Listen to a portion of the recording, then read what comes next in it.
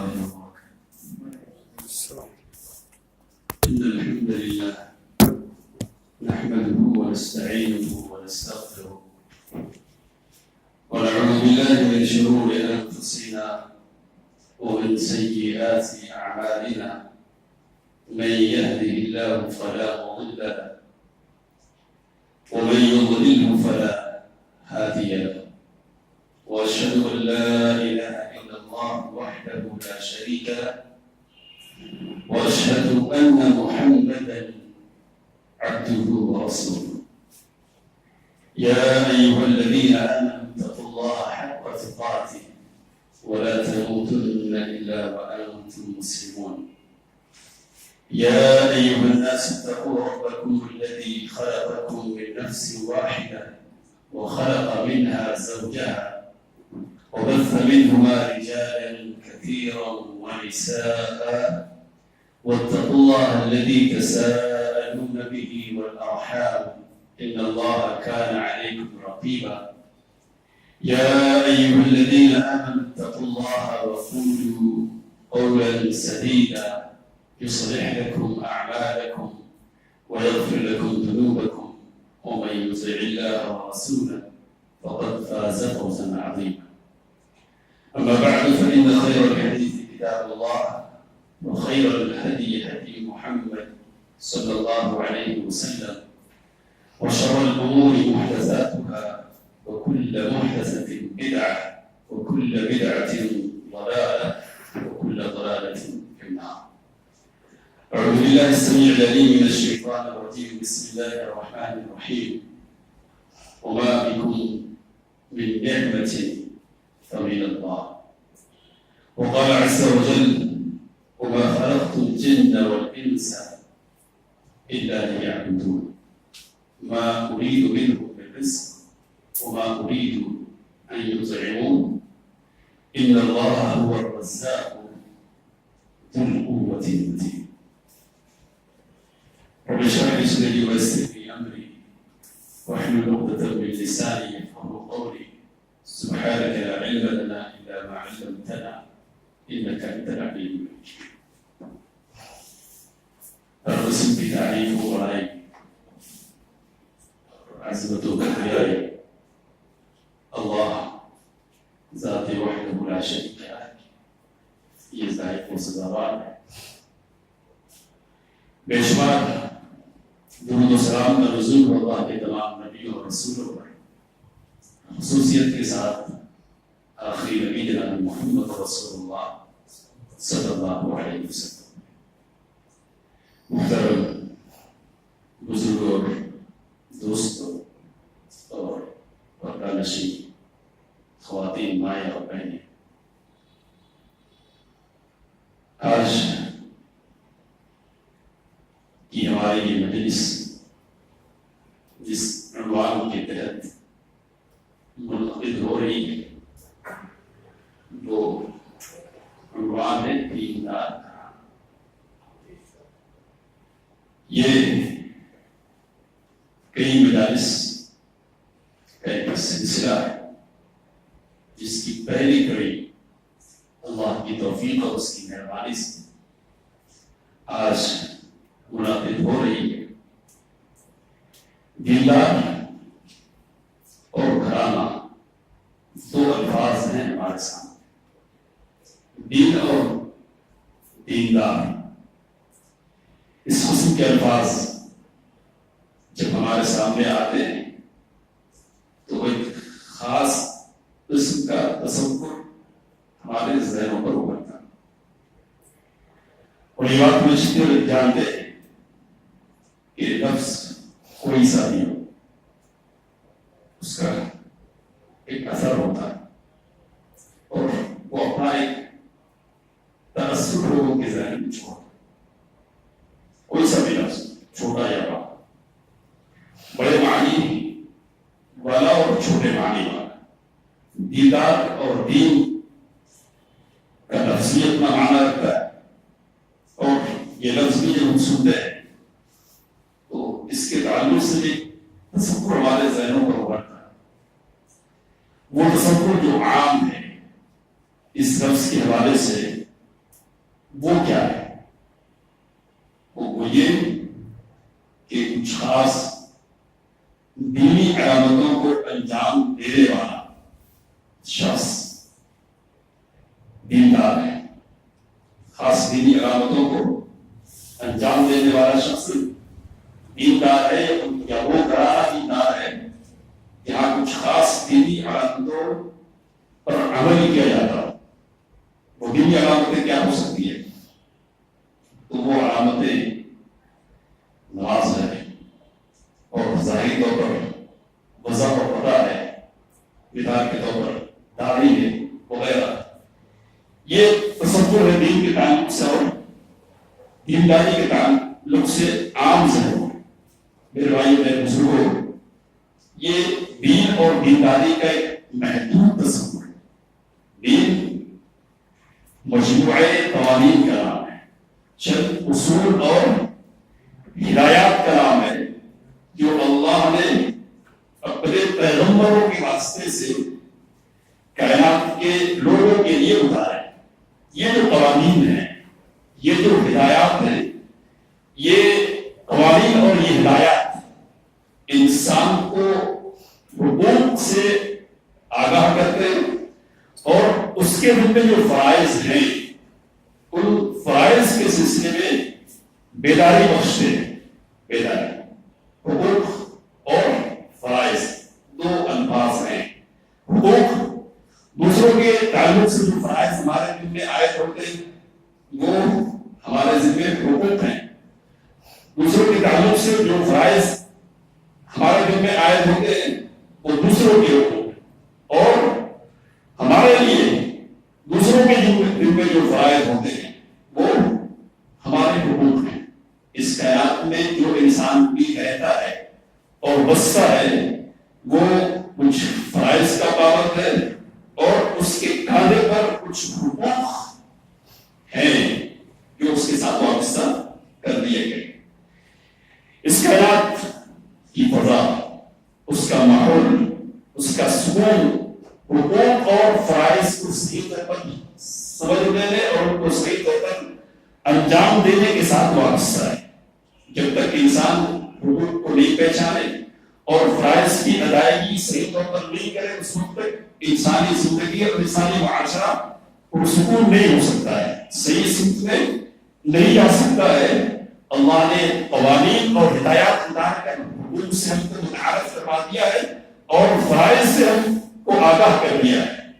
عام طور پر سماجی جو صورتحال ہے وہ یہ ہے کہ انسان اپنے حقوق کو تو پہچانتا ہے اور وہ اس بات کا طالب ہوتا ہے کہ اس کے حقوق اس کو ادا کیے جائیں، لیکن جب دوسروں کے حقوق کی بات آئے اور اس کے فرائض کی بات آئے تو یہاں وہ کمزوری کا ثبوت دیتا ہے اور یہاں کوتاہی کا مرتکب ہوتا ہے اور کوتاہی کے ارتکابی کی وجہ سے سماج میں انتشار اور انارکی پھیلتی ہے.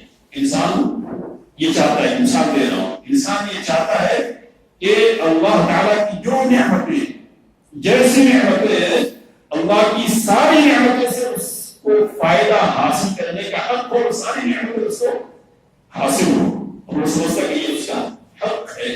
لیکن اللہ تعالیٰ کے لیے جو اس کے دل میں حقوق ہیں ان کو ادا کرنے کی باری آئے تو پھر یہاں وہ کوتا ہو جاتا ہے، یہاں حقوق ادا نہیں کرتا. تو حقوق ادا کرنا چاہیے اور اپنے حق کو بھی پہچاننا چاہیے.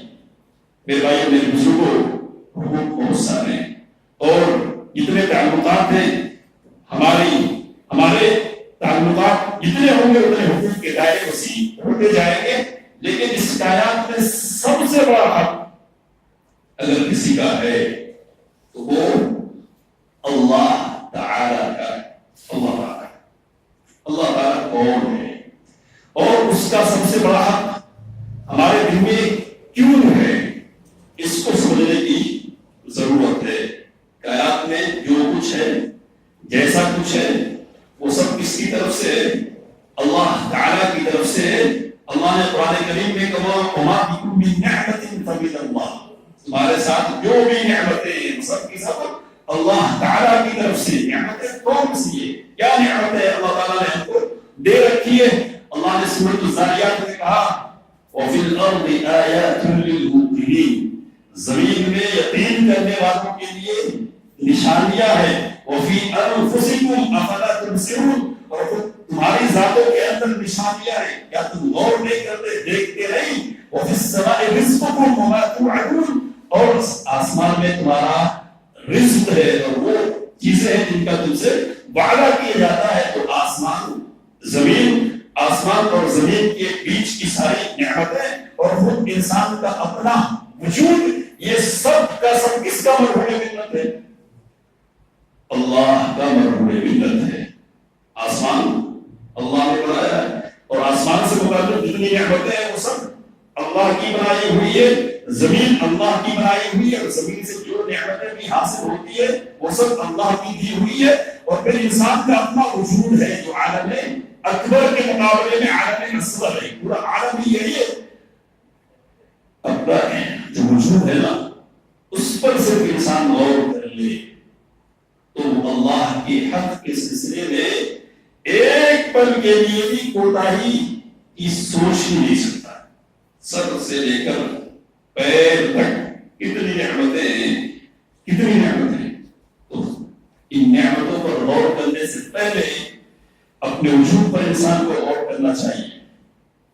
کیا تھا وہ؟ تو اللہ تعالیٰ نے قرآن کریم میں ایک نہیں کئی جگہ یاد دلایا کہ ہم نے تم کو ایک حقیقی نطفے اور پانی سے پیدا کیا ہے، اس پانی کو ہم نے علقہ کی شکل دی، پھر اس کو جمے ہوئے خون میں تبدیل کر دیا اور لوتھڑے میں تبدیل کر کے پھر تم کو ایک جسم کی شکل میں بھی مکمل۔ اب یہ جو مرحلے ہیں تخلیق کے جو مرحلے ہیں وہ کیسے ہیں؟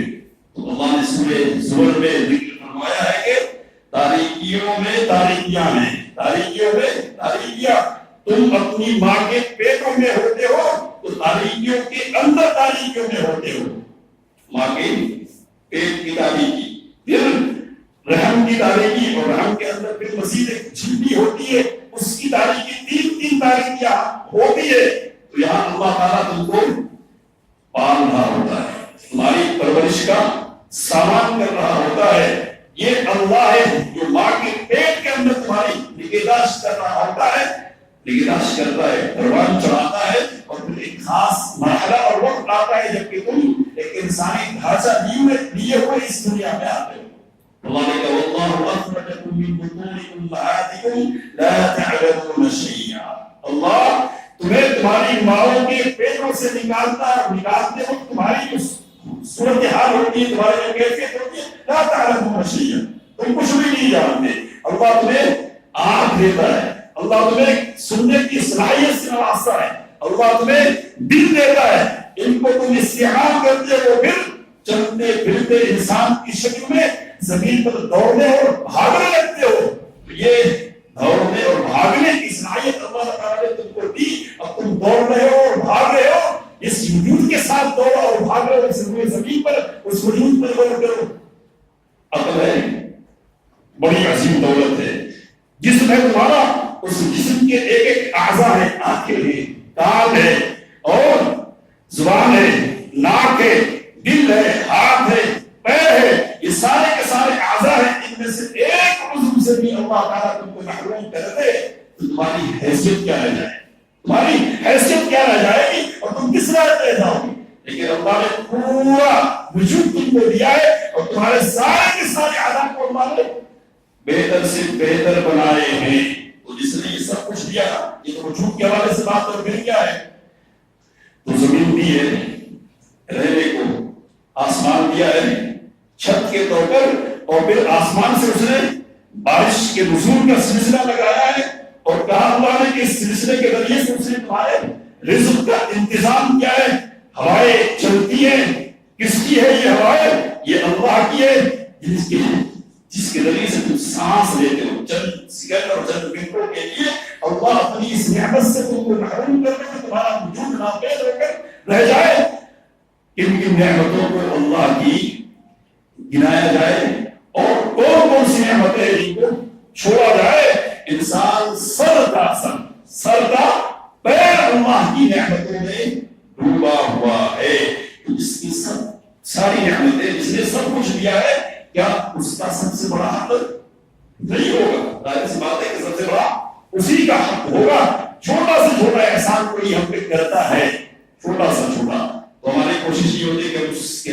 احترام کا معاملہ کرے، احسان شناسی کا جذبے کا اظہار کرے، اور ہم اگر کسی کے ساتھ کوئی چھوٹا سے چھوٹا معاملہ کر دے تو ہمارے دل کی پکار اور آواز یہ ہوتی ہے کہ یہ جس کو ہم نے احسان کیا ہے وہ ہمارے سامنے ذرا جھکا رہے، وہ ہمارا ممنون رہے، تو وہ اللہ جس نے سب کچھ دیا، اس کا سب کچھ دیا ہوا ہے، کیا اس کے تعلق سے ہم سے تقاضے ایسے نہیں ہوں گے؟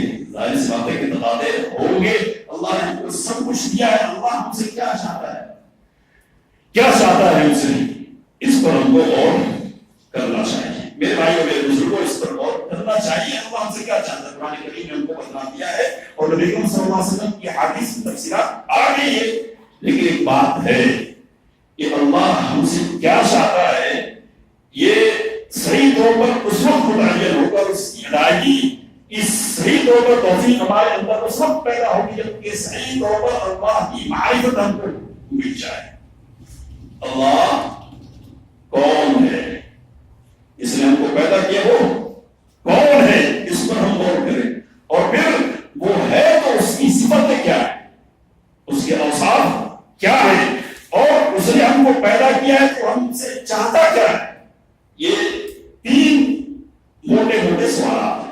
کیا کون ہے جس نے ہم کو پیدا کیا، اس کی صفتیں کیا ہیں، اور وہ ہم سے چاہتا کیا ہے۔ ان تین سوالوں کو حل کر لے کر صحیح طور پر تمہاری زندگی کی گاڑی اور پرسکون ہو جائے، اور زندگی کا سارا خرچات ہم سے دور ہو کر رہ جائے۔ اللہ کی صحیح معرفت نہیں ہوتی ہے، مقصد زندگی کا صحیح شروع نہیں ہوتا۔ اللہ نے اس لیے پیدا کیا تو انسان تاریکیوں میں، جھمیلوں میں، انتشار میں اور پریشانیوں میں بھٹکتا رہتا ہے، اپنے تعلق سے سکون اس کو حاصل نہیں ہوتا ہے۔ تو اللہ کا سب سے بڑا حق ہے ہمارے ذمے، اگر سب سے بڑا حق ہے تو سب سے پہلے ہم کو یہ جاننا چاہیے کہ اللہ کون ہے۔ اللہ کون ہے؟ اللہ وہ جس نے آسمان کو بنایا، اللہ وہ جس نے زمین کو بنایا، اللہ وہ جس نے سورج اور چاند کو وجود بخشا۔ یہ اللہ کی نشانیاں ہیں جن کے ذریعے سے اللہ کو پہچانیں گے، تو اللہ کی معرفت اس ذریعے سے ہوگی۔ سوال یہ کہ وہ اللہ جس نے ان ساری چیزوں کو بنایا ہے وہ اللہ ہے کہاں؟ یہ ایک سوال ہے، سوال، اور اس سوال کو حل کرنے کی ضرورت کیوں ہے؟ تو اس سوال کے پیچھے بھی اللہ کی عظمت کو پہچاننے کا راز چھپا ہوا ہے۔ کیسے؟ اللہ تعالیٰ نے قرآن کریم میں کہا الرحمن علی العرش استوى، رحمان وہ ہے جو عرش پر مستوی ہے۔ عرش پر، عرش کیا ہے، اس کا وجود کیا ہے؟ تو یہ 7 آسمان ہے، 7 آسمان کے اوپر اللہ تعالیٰ نے کرسی رکھی ہے، اور پھر کرسی کے اوپر کیا ہے؟ عرش ہے۔ اس عرش پر کیا ہے؟ اللہ تعالیٰ کی ذات ہے۔ اللہ کے رسول جناب محمد رسول اللہ صلی اللہ علیہ وسلم نے ارشاد فرمایا کہ 7 آسمان اور 7 زمین کی مثال عرش کے مقابلے میں ایسے ہی ہے جیسے کہ وسیع اور عریض کیا ہو، صحرا ہو، صحرا، اور اس صحرے میں زنجیریں ڈال دی جائیں، ایک حلقہ ڈال دیا جائے، تو وسیع و عریض صحرا میں زنجیر اور ایک حلقے کی کیا حیثیت ہو سکتی ہے؟ تو جو حیثیت اس زنجیر کی صحرا کے مقابلے میں پوری کائنات کی حیثیت اللہ کی عرش اور اللہ کی کرسی کے مقابلے میں ہے۔ اللہ اس عرش پر کیا ہے؟ مستوی ہے۔ اس کو ذکر کرنے اور اس کو جاننے کی ضرورت کیوں ہے؟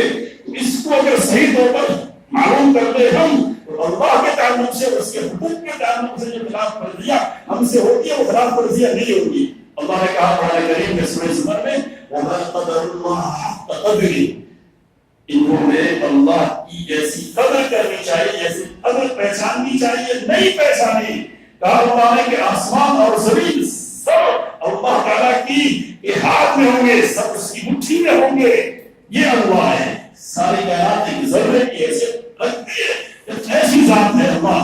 جب یہ پہچان اللہ کی ہم کو مل جائے گی کہ وہ اللہ ہے، تو پھر بھول بھلیاں ادھر ادھر کی وہ باتیں جو ہم سنتے ہیں اور اپنی کوتاہ علمی کا ثبوت دیتے ہیں اور اللہ کی شان میں گستاخیوں کا ارتکاب کرتے ہیں، یہ ساری کی ساری چیزیں ہماری زندگی سے ختم ہو جائیں گی۔ وہ کیا چیزیں؟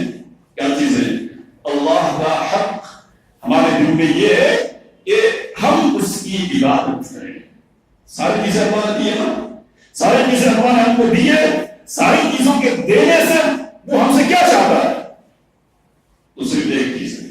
کیا ہے وہ؟ ہم اس کی عبادت کریں. عبادت نبی کریم صلی اللہ علیہ وسلم کی مشہور اور معروف روایت ہے. معاذ بن جبل رضی اللہ تعالیٰ عنہ حدیث کے راوی ہے. نبی کریم صلی اللہ علیہ وسلم کے ساتھ سواری پر پیچھے بیٹھے ہوئے کہ یا معاذ اتدری ما حق العباد على الله ما حق الله على العباد وحق العباد على الله. اے معاذ یہ بتلاؤ کہ اللہ کا حق بندوں پر کیا ہے معلوم ہے اور بندوں کا حق اللہ کے اوپر کیا ہے معلوم ہے. معاذ بن جبل رضی اللہ تعالیٰ عنہ کہنے لگے اللہ و رسولہ اعلم. اللہ اور اس کے رسول صلی اللہ علیہ وسلم بہتر جانتے ہیں. کہا نبی کریم صلی اللہ علیہ وسلم نے حق اللہ علی العباد ان یعبدوہ ولا یشرکوا بہ شیئا. اللہ کا حق اس کے بندوں کے ذمہ یہ ہے کہ وہ صرف اور صرف اللہ ہی کی عبادت کرے اور اللہ کے ساتھ کسی کو شریک نہیں کرے. بندے نے ایسا کر دیا تو اب اللہ کے ذمہ کیا ہے؟ میرے بھائی میرے بزرگوں اس کو سمجھنے سے پہلے ایک اور بات پر ہم کو غور کر لینا چاہیے اور یہ بات ہم کو سمجھنا اس لیے ضروری ہے کہ یہ دل کے کھلنے کا ذریعہ ہے.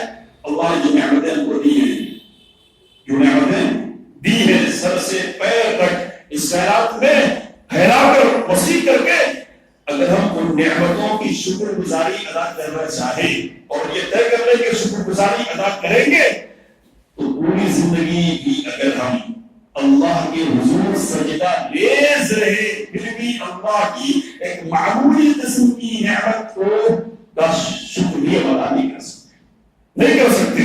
تو جو دیا ہے پہلے سے دے رکھا ہے ساری زندگی عبادت کریں گے حق ادا نہیں ہونے والا ہے تو پھر حق ہمارا کون سمانے کا اللہ کے دل میں کہ جس کو دینا اللہ کے ذمہ ہمارے لیے ضروری ہے لیکن اللہ نے اپنی رحمت سے اپنی رافت سے ہمارے لیے انعام رکھا ہے. انعام کیا ہے؟ تو نبی کریم صلی اللہ علیہ وسلم نے کہا کہ اللہ کے ذمے بندے کا حق یہ ہے کہ جب بندے اس کے ساتھ کسی کو شریک نہیں کرے تو اللہ ان کو عذاب نہ دے. عذاب نہیں دے پھر بھی بڑی بات ہے.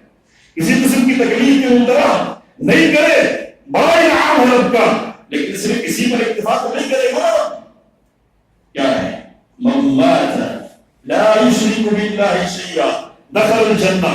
جو اس حال میں مر جائے کہ وہ اللہ کے ساتھ کسی کو شریک کرنے والا نہیں ہو تو وہ جنت میں داخل ہوگا. تو صرف عذاب سے بچانے نہیں کا پروردگار عذاب سے بچانے کے ساتھ ساتھ جنت میں بھی داخل کرے گا. اور جنت کیا ہے اس کی نعمتیں کیا ہے ہم سوچ بھی نہیں سکتے. قرآن کریم میں صرف اشارے کیے ہیں اشاروں کی بنیاد پر ہم سمجھ سکتے ہیں. میرے بھائیو میرے بزرگوں اللہ کا یہ حق ہے کہ ہم اسی کی عبادت کریں صرف اسی کی عبادت کریں اور کسی کو اس کے ساتھ شریک نہ کریں. یہ حق ہے. اس حق کو پہچاننے کی بات اس حق کو جاننے کی بات اگر پوچھا جائے لوگوں سے تو موٹے طور پر ہر آدمی اس بات کا اعتراف کرے گا کہ نہیں یہ اللہ کا حق ہے کہ صرف اور صرف اسی کی عبادت کی جائے. اس میں کوئی شک نہیں ہے کہ اللہ ہی عبادت کا مستحق ہے. تو ایک طرف تو یہ اعتراف ہوتا ہے اور ایک طرف تو یہ اعتراف ہوتا ہے لیکن دوسری طرف زمانے کا رنگ کیا ہے اور معاشرے کا منظر کیا ہے. تو منظر یہ ہے کہ ایک طرف یہ اقرار ہے کہ اللہ ہی معبود ہے معبود برحق ہے لیکن دوسری طرف کیا ہے دوسروں کے سامنے سر جھکانے کے مناظر ہیں دوسروں کو پوجنے کی باتیں دوسروں کی تعظیم کے مناظر ہیں. اللہ نے قرآن کریم میں کہا یؤمن اکثرهم باللہ الا وهم مشرکون. ان میں سے اکثر لوگوں کا معاملہ یہ کہ اللہ پر ایمان رکھتے ہیں یہ لیکن کس طرح رکھتے ہیں تو اللہ کے ساتھ یہ شرک کرتے ہیں. میرے بھائیو میرے بزرگوں کیوں شرک کرتے لوگ یہ معلوم کرتے ہوئے معلوم رہتے ہوئے اور جانتے ہوئے کہ اللہ ہی معبود کا مستحق ہے لوگ کیوں شرک کرتے ہیں. تو میں نے کہا کہ اس لیے شرک کرتے ہیں کہ اللہ کو پہچانتے رہے اللہ کی عظمت کو جانتے رہے کہ اللہ ہے کون. یہاں ہوا اس کے حکم سے چل رہی ہے ہم اس کی اس نعمت سے فائدہ اٹھا رہے ہیں. ہوا ہم کو فائدہ پہنچا رہی ہے فائدہ اٹھانے کے ہم اس کو لاتے ہیں بیچ میں. کسی کو واسطہ رکھا کیا اللہ تعالیٰ نے رکھا ہے ظاہر سی بات ہے کسی کو واسطہ اللہ تعالیٰ نے نہیں رکھا ہے ڈائریکٹ صرف فائدہ اٹھا رہے ہیں انتظام امن کے سلسلے میں اور تدبیر کائنات کے سلسلے میں اللہ نے کچھ ڈیوٹیاں لگائی ہیں فرشتوں کی، لیکن مخلوقات جو کچھ بھی ڈائریکٹ کیا ہے اللہ کے احکام کی پابند ہے، استفادہ کرتے ہیں ڈائریکٹ۔ لیکن جب اللہ تعالیٰ سے مانگنے کی بات آئے، اللہ سے لینے کی بات آئے تو ہم کیا کہتے ہیں؟ نہیں لے سکتے، ہم اللہ سے مانگ نہیں سکتے، کیوں نہیں مانگ سکتے؟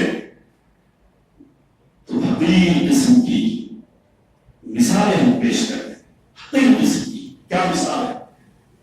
چھت ہے، جانا چاہتے ہو سیڑھی کی ضرورت ہے یا نہیں؟ سیڑھی کے بغیر کیا اللہ کا چھت تک جا سکتے ہو؟ جب چھت تک جانے کے لیے سیڑھی کی ضرورت ہے تو اسی طرح اللہ تک پہنچنے کے لیے کیا ہے؟ واسطوں کی ضرورت ہے۔ کیا ہے؟ کہتے ہیں کہ بادشاہ تک پہنچنا ہے تو کسی نہ کسی کو مزید کو یا کسی کو واسطہ بنانا پڑتا ہے، بغیر واسطے کے ہم جا نہیں سکتے۔ تو اس قسم کی مثالیں پیش کرتے لوگ۔ بعض کہتے کہ دیکھو یہ صحیح ہے کہ اللہ تعالیٰ دینے والا ہے، لیکن ہم گنہگار ہو گئے، ہم اس لائق نہیں کہ اللہ سے لے سکیں۔ تو اس طرح کی باتیں کی جاتی ہیں۔ تو یہ طرح کی باتیں اللہ کے حق کو ادا کرنے کے سلسلے میں رکاوٹ بن جاتی ہے۔ اس لیے سب سے پہلے ضرورت اس بات کی کہ اللہ کو پہچانا جائے۔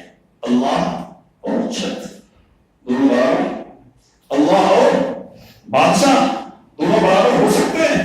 اللہ بخشنے والا ہے اور ہم گنہگار ہیں۔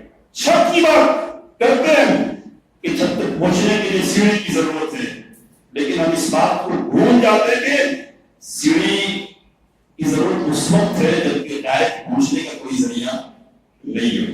لفٹ کا دور آیا تو سیڑھیوں کو لوگ بھول گئے یا نہیں بھول گئے؟ لفٹ کی موجودگی میں سیڑھیوں سے کوئی یہاں نہیں چاہتا ہے۔ اللہ کہتا ہے کہ یہاں کوئی سیڑھی نہیں ہے، کسی سیڑھی کی ضرورت نہیں ہو تو لوگ یا سلیم لگو، مجھے پکارو میں تمہاری پکار کو سنوں گا۔ اور اذا سألك عبادي عني فإني قريب، جب میرے بندے آپ سے نبی کریم صلی اللہ علیہ وسلم میرے بارے میں پوچھے تو آپ کہیے کہ میں قریب ہوں، قریب۔ امام ابن تیمیہ رحمۃ اللہ علیہ اور اللہ تعالیٰ رحم فرمائے، انہوں نے اس آیت کریمہ کے حوالے سے گھٹنے کی بات کی اور کہا کہ دیکھو قرآن کریم میں اللہ تعالیٰ نے نبی کریم صلی اللہ علیہ وسلم سے پوچھے گئے کئی سوالات کے جوابات دیے۔ یسألونک عن الخمر والمیسر، اے نبی کریم صلی اللہ علیہ وسلم یہ آپ سے شراب کے بارے میں پوچھتے ہیں اور جوا کے بارے میں پوچھتے ہیں۔ اے نبی کریم صلی اللہ علیہ وسلم یہ چاند کے سلسلے میں آپ سے دریافت کرتے ہیں۔ اے نبی کریم صلی اللہ علیہ وسلم یہ فلاں چیز کے سلسلے میں آپ سے پوچھتے ہیں۔ جب بھی جواب دینے کی باری آئی تو کہا کہہ دیجیے، اے نبی کریم صلی اللہ علیہ وسلم کہہ دیجیے کہ ایسا ہے۔ امام ابن تیمیہ رحمۃ اللہ علیہ فرماتے ہیں لیکن جب سوال یہ ہوا کہ رب کدھر ہے، کدھر ہے، قریب ہے یا دور ہے؟ دور ہے تو زور سے پکاریں گے، قریب ہے تو آہستہ سے اس کو آواز دیں گے۔ جب اس کا جواب دینے کی باری آئی تو اللہ نے پیچھے سے قل کے واسطے کو ہٹا دیا اور کیا کہا؟ فإنی قریب۔ یہاں نبی کریم صلی اللہ علیہ وسلم کے واسطے کو بھی اللہ نے کیا کر دیا؟ دور کر دیا۔ کیوں دور کر دیا؟ یہ بتانے کے لیے کہ یہاں اس میں کسی واسطے کی ضرورت نہیں ہے۔ لوگ بادشاہ کو مثال ملاتے ہیں۔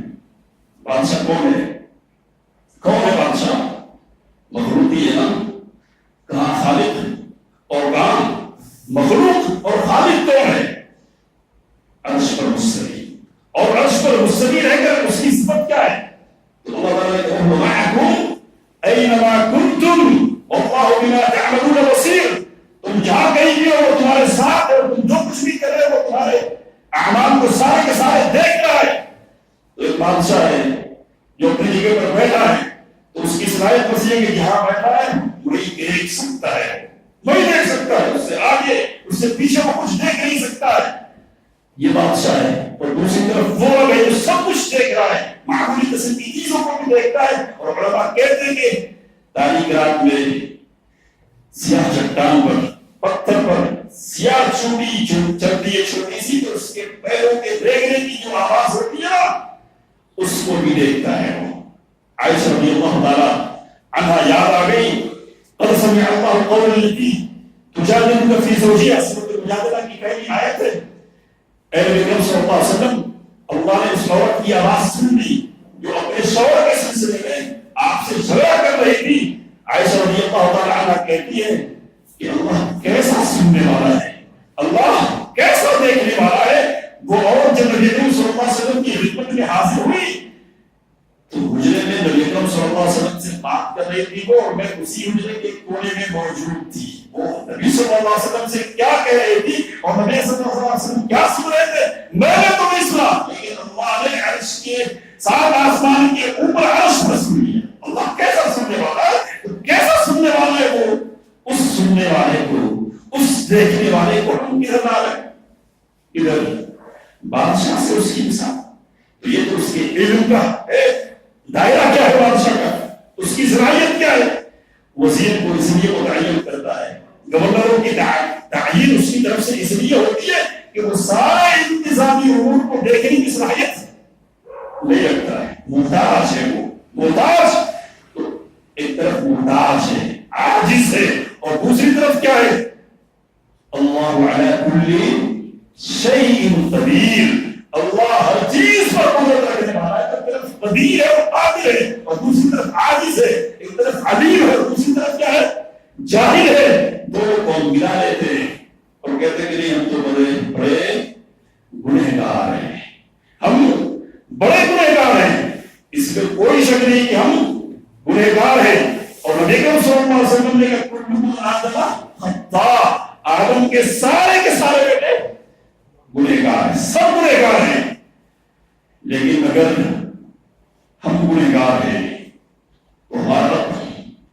کون ہے تو ہم کو یہ یاد رہتا کہ ہم گنہگار ہیں ہم کو یہ یاد رہتا کہ ہم خطا کر رہے ہیں لیکن ہم اس بات کو فراموش کرتے تھے اور بھول جاتے کہ ہمارا رب کون ہے تو تواب ہے ہمارا رب کون ہے غفور ہے غفور قل یا عبادی الذین اسرفوا علی انفسهم لا تقنطوا من رحمت اللہ اے نبی کریم صلی اللہ علیہ وسلم میرے امتوں سے کہہ دیجیے جنہوں نے اپنے اوپر ظلم کیا ہے گناہ کر کے بڑے سے بڑے جرائم کر کے لا تقنطوا من رحمت اللہ میری رحمت سے مایوس نہ ہو جانا ان اللہ یغفر الذنوب جميعا بے شک اللہ سارے کے سارے گناہوں کو بخش دے گا کیوں بخش دے گا ان اللہ هو الغفور الرحیم اس لیے کہ وہ بڑا بخشنے والا ہے اور بڑا رحم کرنے والا ہے ہم گنہگار ہو سکتے ہیں ہم خطاکار ہو سکتے ہیں اس میں کوئی شک نہیں ہے لیکن ہمارا پروردگار تواب ہے ہمارا پروردگار رحیم ہے ہمارا پروردگار غفور ہے غفور ہم اپنے رب کو نہیں پہچانتے اور پھر ادھر ادھر کی باتیں کرنے لگ جاتے ہیں میرے بھائیوں میرے بزرگوں زندگی کی سب سے بڑی ضرورت یہ ہے کہ ہم اپنے رب کو پہچانیں اس کی صفات کو جانیں صفات کو جان لیں گے رب کو پہچان لیں گے تو پھر وہ ہم سے چاہتا کیا ہے اس کو سمجھنا ہمارے لیے آسان ہو جائے گا اور جو چاہتا ہے اس کی ادائیگی صحیح طور پر ہماری طرف سے ہونا ممکن ہو جائے گا رب کو نہیں پہچانتے اس کی صحیح معرفت ہم کو حاصل نہیں ہے اس کی صفات سے ہم کو آگاہی نہیں ہے اس لیے ہم بڑک جاتے ہیں ادھر ادھر کے انسانوں میں کھو جاتے ہیں اور رب کی شان میں گستاخی کرتے ہیں ہم یہ سمجھتے ہیں کہ بڑی بات کر رہے ہیں شیطان ہمارا دشمن ہے وہ کھیل کھیلتا ہے ہمارے ساتھ اور اس سے ذہن کو ہمارے خراب کرتا ہے رب کی اگر ہماری متاثر ہوگی نا تو شیطان کا کھیل چلے گا نہیں اور شیطان ہم کو برا نہیں کر سکے تو سب سے پہلے ہم اپنے رب کو پہچانیں یہ ہماری کوشش ہونی چاہیے جب تک ہم اپنے رب کو صحیح طور پر نہیں پہچانیں گے ہمارے دلوں میں سکون نہیں پیدا ہوگا ہمارے گھروں میں سکون پیدا نہیں ہوگا ہم بڑکتے رہیں گے بھڑبڑیوں کے شکار رہیں گے ادھر اور ادھر سر ماریں گے اور کہنے والے نے کہا کہ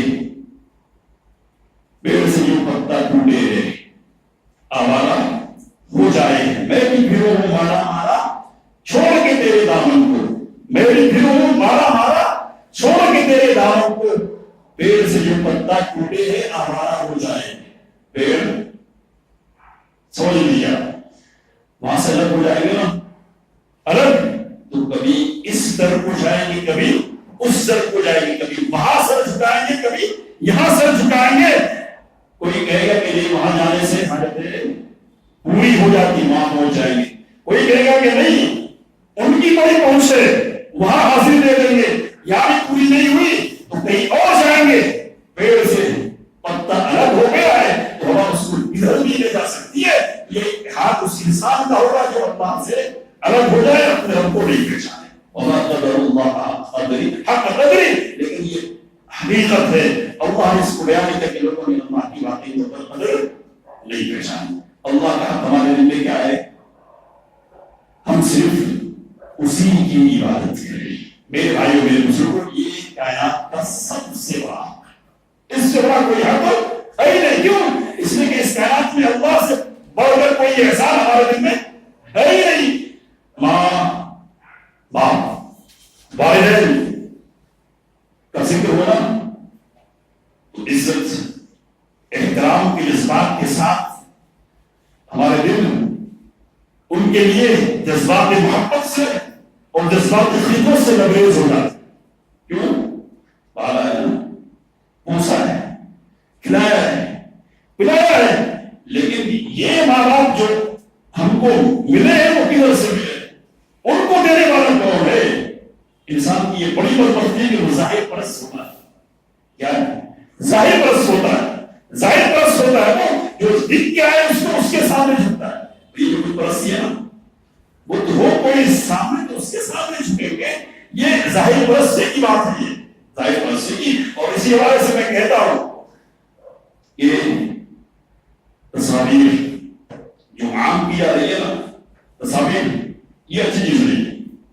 20% میں کہہ رہا ہوں پوسٹرز وغیرہ کا تصاویر چھاپتے ہو, یہ اچھی چیز نہیں ہے. ظاہر پرستی, انسان کی ظاہر پرستی یہ جو خون اور مصیبت ہے نا, اس کی تسکین کا ذریعہ ہے, چھوٹا سا ذریعہ. میرے بھائیوں میرے بزرگوں, بات یہ ہو رہی تھی کہ انسان ظاہر پرست ہے. یہ بتوں کی پوجا, یہ مظاہر قدرت, سورج چاند وغیرہ وغیرہ کی پرستش, یہ سب اس کی ظاہر پرستی کی وجہ سے. ماں دکھتی ہے, باپ دکھتے ہیں, انسان پاؤں میں گر جاتا ہے, جھک جاتا ہے, تعظیم کے جذبات اس کے سینے میں پیدا ہو جاتے ہیں. لیکن ماں کو جس نے عطا کیا, باپ جو دینے والا ہے, اس کو ملنا سب سے بڑا. ساری نعمت جتنی بھی جیسی بھی ہے سب کس کی ہے؟ اللہ کی ہے. جب اس کی ہے تو صرف اور صرف اسی کی بات ہونی چاہیے. یا ایھا الناس اعبدوا ربکم الذی خلقکم والذین من قبلکم, اے لوگوں اپنے اس رب کی عبادت کرو جس نے تم کو بھی پیدا کیا اور تم جس جن کے ذریعے سے آئے ہو نا, تمہارے ماں اور باپ تم سے پہلے کے لوگ, ان کو بھی اللہ نے پیدا کیا. لعلکم تتقون, بچ جاؤ گے تم. الذی جعل لکم الارض فراشا والسماء بنا, اس نے زمین کو تمہارے لیے بچھونا بنا دیا, آسمان کو اس نے چھت کی شکل دے دی. وانزل من السماء ماء فاخرج به من الثمرات رزقا لكم, اور آسمان سے اس نے پانی اتارا اور اس کے ذریعے سے زمین سے پھل نکالے, اسے تمہاری روزی کے لیے. تو پیدا کرنے والا وہ ہے, پالنے اور پوسنے کا انتظام سارا اس کی طرف سے ہے. زمین اس کی ہے, آسمان اس کا ہے, پانی اس کا ہے, ہوائیں اس کی ہے, ساری چیزیں اس کی ہے. پھر فلا تجعلوا لله اندادا وانتم تعلمون, معلوم ہے تم کو یہ سب کچھ کرنے والا یہ ہے, تو تم دوسروں کے سامنے کیوں جھکتے ہو؟ یہ جھکنا کیا ہے؟ یہ اللہ کے حق کو دوسرے کی طرف منتقل کرنا ہے. یہ ظلم ہے. ان الشرک لظلم عظیم, اور یہ ایسا ظلم ہے کہ اس کو اللہ معاف کرنے والا نہیں. ان اللہ لا یغفر ان یشرک به ویغفر ما دون ذلک لمن یشاء. اور اللہ نے سورۃ المائدہ میں فرمایا ومن یشرک باللہ فقد حرم اللہ علیہ الجنہ, جو اللہ کے ساتھ شرک کرتا ہے اللہ نے اس پر جنت کو حرام کر دیا ہے. ومأواه النار, اور اس کا ٹھکانہ جہنم ہے. ظالموں کا کوئی مددگار نہیں ہوگا. یہ وہ گناہ ہے اور یہ وہ حق تلفی ہے کہ جس حق تلفی کا مرتکب جہنم ہی کا ایندھن بننے والا ہے. اور ایسا ایندھن بنے گا جو ہمیشہ جلتے ہی رہے گا.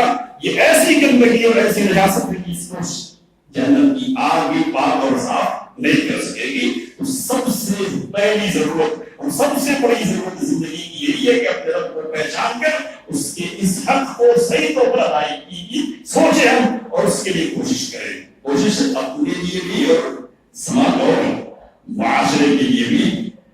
ہم اپنی زندگی میں بھی اپنے رب کو لائیں, اس کی صفات کو پہچاننے کی ضرورت محسوس کریں, اور سماج اور معاشرے میں اس سلسلے میں جو خرابیاں ہیں ان کو بھی دور کرنے کی کوشش کریں.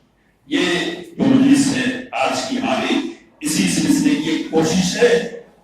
دوسروں کے جو حقوق ہیں, ہمارے والدین کے, بیوی کے, بچوں کے, ان کے حقوق ہیں, وہ سارے حقوق اس وقت تک صحیح طور پر ادا نہیں ہو سکتے جب تک کہ اس حق کو صحیح طور پر ہم پہچاننے والے اور اس کو صحیح طور پر ادا کرنے والے نہیں ہوں. تو ایک ترتیب سے انشاءاللہ ہم چلنے کی کوشش کریں گے. آج کی یہ باتیں ہیں وہ تمہیدی باتیں تھیں اور منتشر قسم کی باتیں تھیں. منتشر قسم کی انشاءاللہ اگلے ہفتے سے ہم ترتیب سے چلیں گے اور کلاس کی شکل پیدا کرنے کی کوشش کریں گے. اللہ تعالیٰ سے دعا ہے کہ جو باتیں ابھی کہی گئی ہیں ان کو ہمارے دلوں کو درمانے اور آئندہ ان سے کام لینے کی توفیق عطا فرمائے.